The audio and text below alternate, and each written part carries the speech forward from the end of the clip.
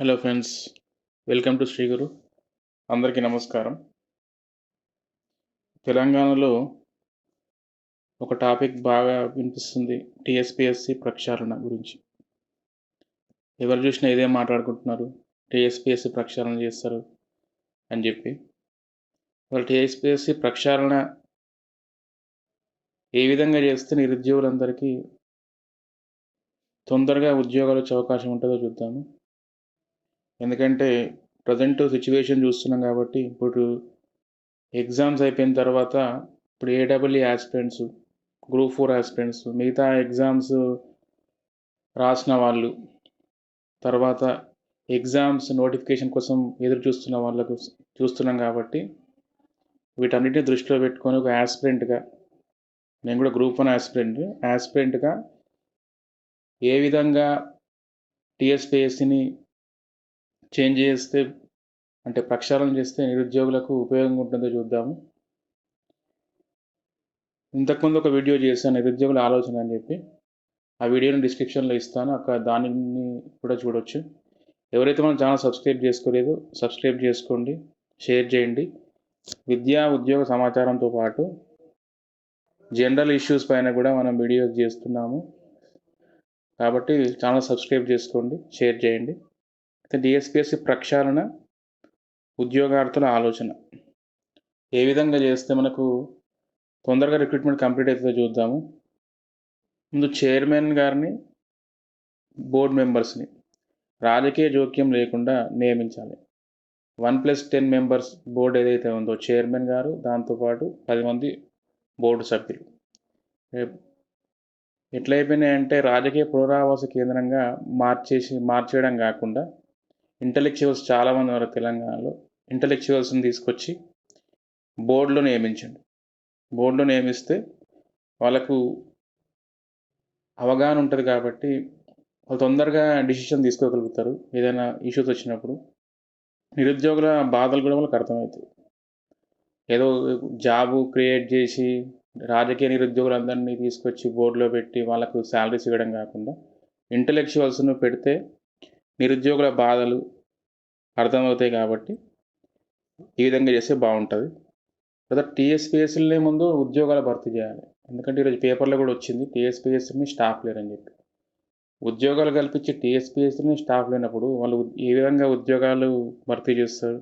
కాబట్టి టీఎస్పీఎస్సీలో first స్టాఫ్ను contract outsourcing కాకుండా permanent స్టాఫ్ను deputation పైన అయినా సరే, వేరే శాఖల నుంచి తీసుకునైనా సరే ముందు ఫుల్ స్టాఫ్ టీఎస్పీఎస్సీకి అరేంజ్ చేయాలి. పటిష్టమైన లీగల్ సెల్. ఇప్పుడు ఈ కోర్టుకు కూడా నోటిఫికేషన్ అంటూ నాకు తెలిసి లేదు. లీగల్ సెల్ లేదు. లీగల్ సెల్ అంటే అసలు ముందు నోటిఫికేషన్ కంటే ముందే న్యాయ సలహా తీసుకుని నోటిఫికేషన్ ఇస్తే ఇష్యూస్ రాకుండా ఉంటాయి. అసలు నోటిఫికేషన్ పైన న్యాయ సలహా తీసుకున్నారో తీసుకోలేదో తెలియదు, కానీ ఏదో ఒక లూప్ హోల్ అనేది ఉంటుంది నోటిఫికేషన్లో. ఏదో ఒక చిన్న మిస్టేక్స్ అనేటివి ఉంటున్నాయి. దాంతో అభ్యర్థులకు నష్టం అనేది జరిగే విధంగా ఉండడం వల్ల కోర్టుకు వెళ్ళి అభ్యర్థులు కోర్టును అప్పచెప్తున్నారు. అక్కడ మళ్ళీ వాయిదాలపైన వాయిదాలు ఇవన్నీ నడుస్తున్నాయి. కాబట్టి ముందు న్యాయ సలహా తీసుకోవాలి. ఏదన్నా తీసుకున్న తర్వాత నోటిఫికేషన్ ఇచ్చినా కూడా ఏదన్నా ఇష్యూస్ వస్తే పటిష్టమైన లీగల్ సెల్ అనేది ఉంటే దాన్ని తొందరగా రిజాల్వ్ చేయడానికి అవకాశం ఉంటుంది. తర్వాత హారిజాంటల్ రిజర్వేషన్ ఇష్యూ. అసలు హారిజాంటల్ రిజర్వేషన్ ఇష్యూ 2022 సెప్టెంబర్లో నుండి నడుస్తుంది తెలంగాణలో. అది ఈ రోజుకు కూడా అసలు హారిజాంటల్ ఇష్యూ పైన అసలు క్లియర్గా లేదు. ఇంకా డిసిషన్ గవర్నమెంట్ తీసుకోవట్లేదు. టీఎస్ఎల్పిఆర్బి తర్వాత మొన్న జరిగిన మెడికల్ రిక్రూట్మెంట్ బోర్డు వాళ్ళు హారిజాంటల్ రిజర్వేషన్ అమలు చేస్తూ రిజల్ట్స్ ఇచ్చిండ్రు. కాకపోతే బోర్డుకు టీఎస్పీఎస్సీకి వేరే తేడా ఉంటుంది కాబట్టి టీఎస్పీఎస్సీ హారిజాంటల్ ఇష్యూ అనేది ఇంకా కోర్టులో నడుస్తూనే ఉంది. ఇప్పుడు ఏడబ్ల్యూ యాస్పిరెంట్స్ వాళ్ళు గత 6 నెలల నుండి హారిజాంటల్ ఇష్యూ పైన ఫైట్ చేస్తున్నారు. ఏడబ్ల్యూ యాస్పిరెంట్స్ వాళ్ళు తిరగని చోటు లేదు, తిరగని కలవని రాజకీయ నాయకులు లేరు. అసలు చెప్పులు అరిగేలా తిరుగుతున్నారు. వాళ్ళతో హారిజాంటల్ ఇష్యూ పైనే గ్రూప్ 4తో పాటు అన్ని ఎగ్జామ్స్ టీఎస్పీఎస్సీ ఏవైతే కండక్ట్ చేయాలనుకుంటున్నారో, ఏదైతే 2,00,000 ఉద్యోగాలు ఇవ్వాలనుకుంటున్నారో వాటన్నిటికి కూడా హారిజాంటల్ రిజర్వేషన్ అనే దానిపైనే ముడిపడి ఉంది. కాబట్టి హారిజాంటల్ రిజర్వేషన్ ముందు చేయాల్సిన పని ఏంటంటే హారిజాంటల్ రిజర్వేషన్ ఇష్యూ క్లియర్ చేయాలి. టీఎస్పీఎస్సీ బోర్డు ఏర్పడడానికి కొంచెం టైం ఉంది కాబట్టి ఈ టైంలో హారిజాంటల్ రిజర్వేషన్ పైన నిర్ణయం తీసుకోవాలి ప్రభుత్వం. తీసుకుంటే ముందు ఏ ఇష్యూస్ రాకుండా ఉంటాయి. తర్వాత అన్ని ఎగ్జామ్స్కి బయోమెట్రిక్ అనేది ఉపయోగించాలి.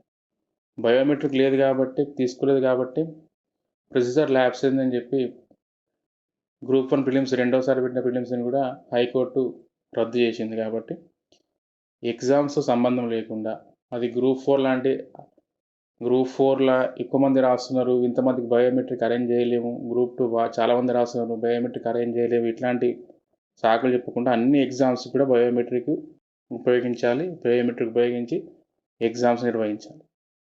తర్వాత జాబ్ క్యాలెండర్ ప్రకటించాలి ముందు. అసలు ఎప్పుడు ఏ నోటిఫికేషన్ వస్తుందో, ఏ నోటిఫికేషన్కి మనకు ఎలిజిబుల్ అవుతామో, అసలు ఏ జాబ్కు అప్లై చేయాలి, అసలు దాని సిలబస్ మనం ఎట్లా ప్రిపేర్ కావాలి, టైం లేకుండా ఒక దండయాత్రలాగా నోటిఫికేషన్ పైన నోటిఫికేషన్ వేసి ఒక్కొక్క అభ్యర్థికి 5-6 పోస్టులకు కూడా ఎలిజిబిలిటీ ఉంటుంది. అట్లాంటి అభ్యర్థి ఏ నోటిఫికేషన్ రాసుకుంటాడు? అది స్పష్టతనే లేదు. కాబట్టి నోటిఫికేషన్ను క్లియర్గా మెన్షన్ చేసి జాబ్ క్యాలెండర్ ప్రకటించాలి. ఆ జాబ్ క్యాలెండర్లోనే ఎగ్జాక్ట్ డేట్, ఒక రోజు అటు ఇటు అయినా పర్లేదు కానీ జాబ్ క్యాలెండర్ మాత్రం కంపల్సరీగా ఇవ్వాలి. ఆ నోటిఫికేషన్ ఇచ్చే రోజే ఎగ్జామ్ డేటు, రిజల్ట్ డేట్ కూడా అనౌన్స్ చేయాలి. ఎందుకంటే నోటిఫికేషన్ ఇచ్చేసి సంవత్సరాలు ఒక పంచవర్ష ప్రణాళికకు ఎగ్జామ్ పెడుతుంటూ పోతే మా సగం జీవితము ఎగ్జామ్స్ రాయడానికే సరిపోతుంది. సగం జీవితము కోర్టు కేసులకి. ఇక మాకు ఎప్పుడు వస్తుంటే రిటైర్మెంట్ అప్పుడు జాబ్స్ వచ్చేటట్టున్నాయి. కాబట్టి అట్లాంటి తప్పులు జరగకుండా ఎగ్జామ్ డేటు, రిజల్ట్ డేట్ కూడా నోటిఫికేషన్లోనే మెన్షన్ చేయాలి. దానికి కట్టుబడి ఉండి రిక్రూట్మెంట్ చేయాలి. తర్వాత తప్పులు లేకుండా ప్రశ్నపత్రం గురించి ఎంత తక్కువ మాట్లాడుకుంటే అంత మంచిది. ఎందుకంటే నేను యాస్పిరెంట్గా నేను ఎవరినో టార్గెట్ చేయడమో లేకపోతే ఎవరినో తప్పు అని చెప్పాలని చెప్పట్లేదు. గ్రూప్ 1 ప్రిలిమ్స్లో మిస్టేక్స్ వచ్చినాయి. ఫస్ట్ కండక్ట్ చేసిన ఎగ్జామ్ గ్రూప్ 1 ప్రిలిమ్స్ మిస్టేక్స్ వచ్చినాయి. దాని నుండి మరి ఇప్పుడు మళ్ళీ అట్లాంటివి కాకుండా చూసుకుంటారేమో అనుకున్నాం, కానీ తర్వాత జరిగిన ఎగ్జామ్స్ కూడా మిస్టేక్స్ వచ్చినాయి. ఈవెన్ గ్రూప్ 4లో కూడా 15 క్వశ్చన్లు డిలేట్ అయినాయి.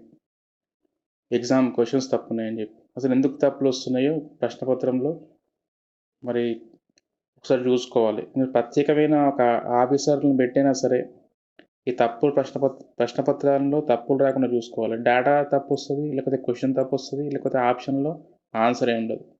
ఇట్లాంటివి కాకుండా ఆల్రెడీ మిస్టేక్స్ జరిగినాయి కాబట్టి రెక్టిఫై చేసుకొని ఇప్పుడు జరిగే ఎగ్జామ్స్తోనైనా ప్రశ్నపత్రం కరెక్ట్గా ఇచ్చేటట్టు చూసుకోవాలి. తర్వాత ఎగ్జామ్ జరిగిన రోజే లేకపోతే ఆ నెక్స్ట్ డేనే ప్రిలిమినరీ కీ అనేది రిలీజ్ చేయాలి. ఎగ్జామ్స్ ఎప్పుడో జరుగుతుంది, ప్రిలిమినరీ కీ కోసం ఒక 1 రోజులు 2 నెలలు.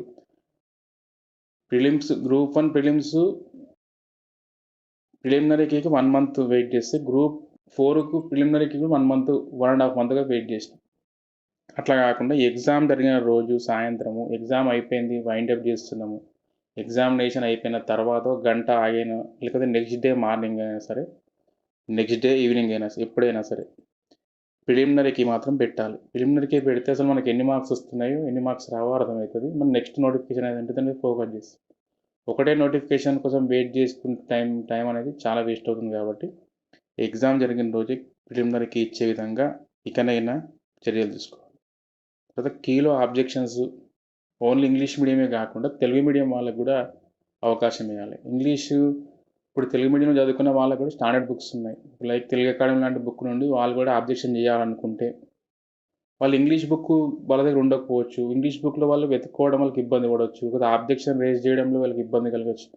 మళ్ళీ ఏదో ఒక ఛానల్ పైన ఆధారపడి వాళ్ళు ఇచ్చిన డేటాను వీళ్ళు గ్రీవెన్స్లో పెట్టాలంటే ఇబ్బంది అవుతుంది. కాబట్టి నాలెడ్జ్ ఉన్న వాళ్ళు కూడా తెలుగు మీడియంలో ఉన్న వాళ్ళు కూడా పెట్టలేకపోతున్నారు. కాబట్టి కీ ఆబ్జెక్షన్స్కి తెలుగులో కూడా అవకాశం ఇచ్చే విధంగా సాఫ్ట్వేర్ను మళ్ళీ డెవలప్ చేయాలి. ఓకే ఫ్రెండ్స్, ఇది ఒక యాస్పిరెంట్గా 2 సార్లు గ్రూప్ 1 ప్రిలిమ్స్ రాసి 2 సార్లు రద్దయిని ఇబ్బంది పడుతున్న ఒక యాస్పిరెంట్‌గా కొన్ని సూచనలు చేస్తున్నాము. ఈ సూచనలు పాటిస్తే బెనిఫిట్ అవుతాం. అది ప్రభుత్వ నిర్ణయం పైన ఆధారపడి ఉంటది కాబట్టి. Okay friends. ఇది విషయం. ఛానల్ సబ్స్క్రైబ్ చేసుకోండి, షేర్ చేయండి. Thank you.